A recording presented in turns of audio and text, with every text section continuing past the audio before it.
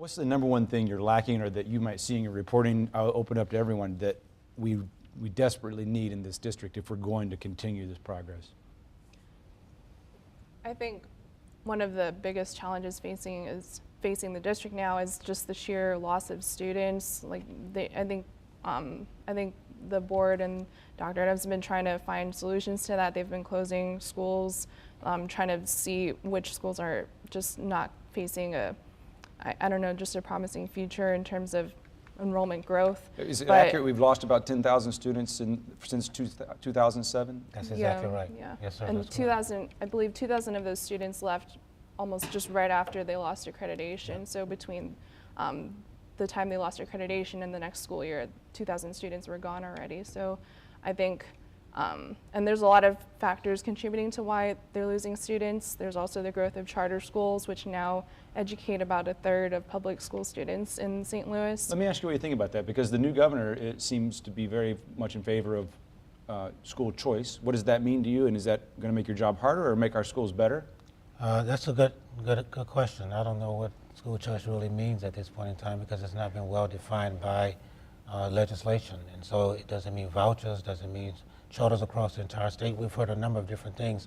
But until legislation is put in place to say what will occur, it's kind of hard. In terms of my perspective around charters, I think a friend of mine who's a charter school person, we call it co-opetition.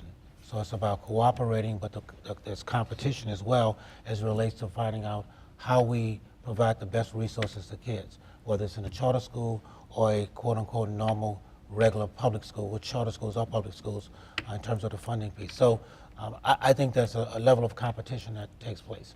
And it's a healthy competition, because I think what we're trying to do is make sure that kids have the best option for them. It's less about the institution and more about what kids need to have.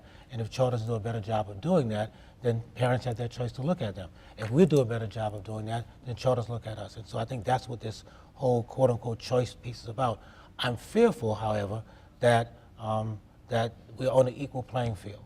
So if we have a book of rules from the State Department of Education that's this thick, and charters have a book that's about this thin, then it makes it much harder for us to meet the same goal because of the kind of rules and structures that are in place. And of course, backing up what you said, funding, when you lose 10,000 students, the money goes with them. Yes, you do. On that. That's correct. We just have a few seconds. The previous governor said this would be a shot in the arm economically to get accreditation. You think it will do something for the entire region? I think it has to. I mean, again, nothing else, it brings pride to everyone connected to it. But I think the real answer to the matter that you just addressed, we are in a competitive environment. It's important for us to look at this on a school-by-school basis. Families don't choose a school district, certainly not today. They choose their school. And you asked earlier, what does it take? How do we turn this around? Visit a school. I think if a parent, a family will visit any great school, they'll like what they see. We'll leave it there. Dr. Adams, Rick Sullivan, and Kristen Takata from the Post-Dispatch, thank you all for your time. We appreciate it. We'll see you next week. Thank you very much. Thank you, guys.